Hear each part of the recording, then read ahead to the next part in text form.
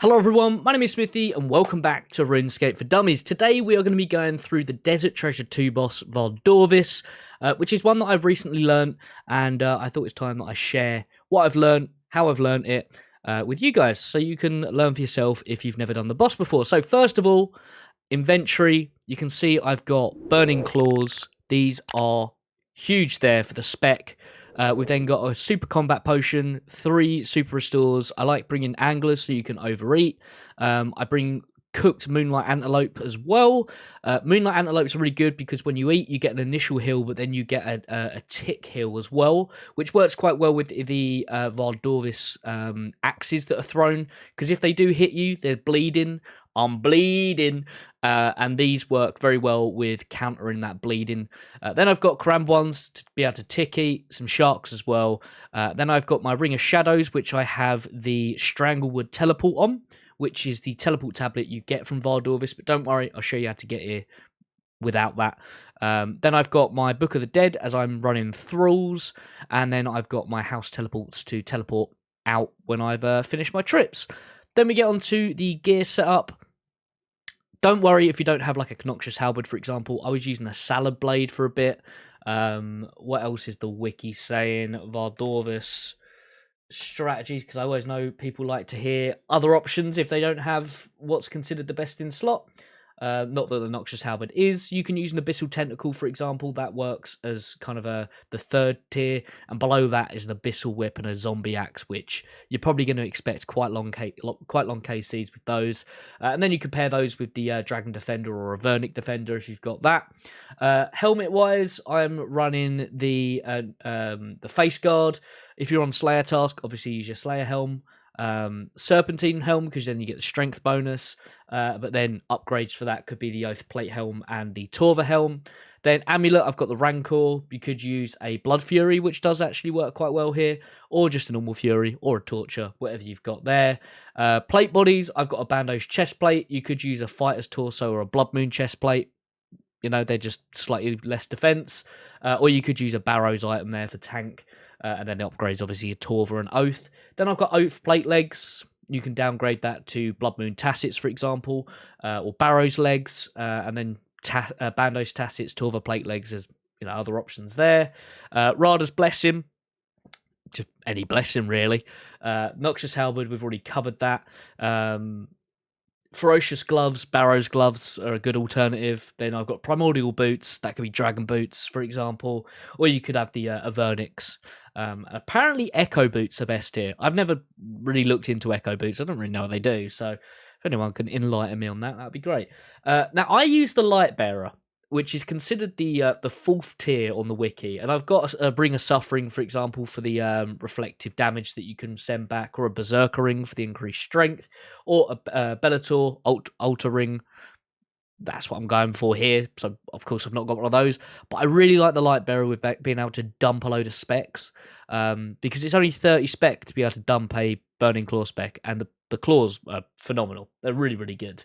But other options you've got Dragon Claws, obviously, for another claws option. Void Waker, Ancient Godsword, the Arkham Blade, Sarah Godsword, or if you've only got a Dragon Dagger, that'll work as a decent spec weapon too.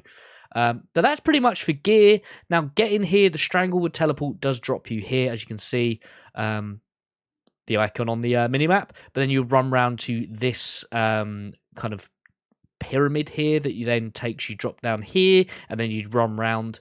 And this is the entrance. Then you've also got the boat, which is this here, which you can get from. I can't remember what. There's a fairy ring that drops you. Hold on, let me go and have a look. Sorry, it's been a minute. Yeah, there's the BLS fairy ring that you then run west, and there's a rowboat, and that will take you literally to like. I believe it's here, and is it there? Oh, no, it's this one. It's this one. Sorry, it's this fairy ring here. I've not used it in a little while. Forgive me. Use the fairy ring. You run on down to this boat. It takes you to here, and then you follow around kind of this way. Never eat shredded wheat. West. You come down a little bit south, then you go west, and you follow it round, and then you use the same temple that we're going to be using.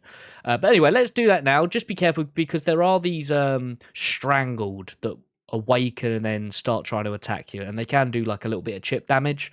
Like that one's been alerted. Solid snake. And then we run down, and there is a little pig thing here, or boar, that is sitting there waiting for you. Sometimes they do hit you, so if you are lower level, just be cautious of that, because they can do, you know, a little bit of damage, and you don't really want to be wasting food, because you need that for your Vardorvis trips.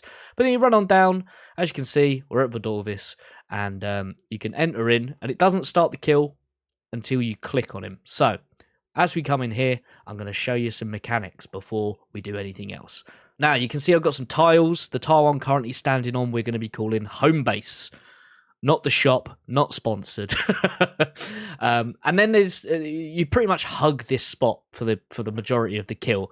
There's going to be axes that spawn here, here, here, here, here, here, here, and here. Pretty much anywhere in corners and in the middle of the squares. Not all at the same time. There's a max only ever 3 at the same time. It starts off with 2, and there's ways that you can dodge them, especially if you're standing on this tile and one spawns on you, or one spawns on this side, and you need to get your ass moving before it comes swinging towards you. Now, what you're going to want to do is, when you see it spawn, you click out onto this tile here, and it will path you out the way of it. And then if you do, for example, have one coming this way and you need to move, you can just quickly do that. As soon as your true tile hits there, move back, and you've dodged it. And then same for this side as well, depending on what way the axes are coming at you. So say, for example, you've got a spawn here and you've got a spawn here. Well, you're going to move over to the right-hand side so they don't both hit you. Easy as that. And if they do hit you, you will get a bleed damage, like I said. But the Moonlight Antelope works quite well with countering those. So Vardorvis has a few attacks. The first one is the axes, like I mentioned, and I will include some codes in the description for highlighting those as well. Because you are able to, the actual, when the axe spawns and when it's flying are 2 different codes, so you're going to need both of those. And those fly around kind of, they go, so if it starts here, for example, it's only ever going to go across. If it starts here, for example, it's only ever going to go up. Same with these, only ever going to go that. So you can path yourself in a way that you can dodge them. When you become a pro, I'm not, you can dodge all of them. I'm not at that stage yet. And by hugging this tile as well, we're also going to be countering the spawns that he does from the ground. There's like spikes that come up, and that'll be marked on the floor with like a cracked ice kind of not graphic, but you know what I mean. Yeah, essentially don't step on them because they do. Then there's an enraged phase where he stamps his tentacle down into the ground, and it comes up kind of, I call it like Space Invader. It's not, but you just click on the little blood spurts. But we'll get onto that when he does it. But that's pretty much it. As the fight goes on, it gets a bit more chaotic.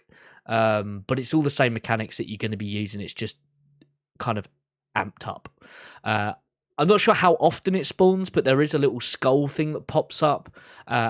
I recommend having your sound effects on, because you're going to want to be listening out for that little skull thing that pops up. And when that pops up and it fires a little green thing at you, you need to switch to protect from range. The rest of the fight, you'll be protecting melee, but it does pop up a few times during the fight, as you'll see in the fight example. And I will switch over to my other recorder so we have audio and you can hear for those calls, and I'll say when we're hearing those and need to switch operas. Okay, so it's time for us to do a kill. I'm going to close my chat box just so it covers up part of the screen, doesn't it?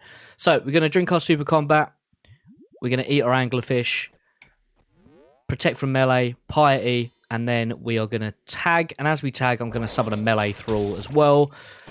Wait until we see a hit register, and then we can start dumping some specs. Love that when it hits a 0. As you can see, those axes spawn. We don't need to move. We're all good there. And we can just focus on attacking the boss. One of spawns. We need to move over to the left-hand side. Alexa, turn off. Sorry, my washing's done. Because there's one coming this way, we need to move over to the left-hand side. And This is the Space Invaders. Just click on the little red splodges and as quick as possible, otherwise you start taking more damage. There's a skull. We need to switch our prayer to protect from range. As soon as you hear the little splat at the end of the when it hits you, you can switch back to protect from melee, and you want to switch back as quick as possible as well. There it is again. Let's quickly heal up.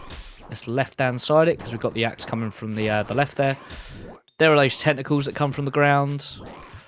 And splodge, splodge, splodge, splodge. Click our super restore.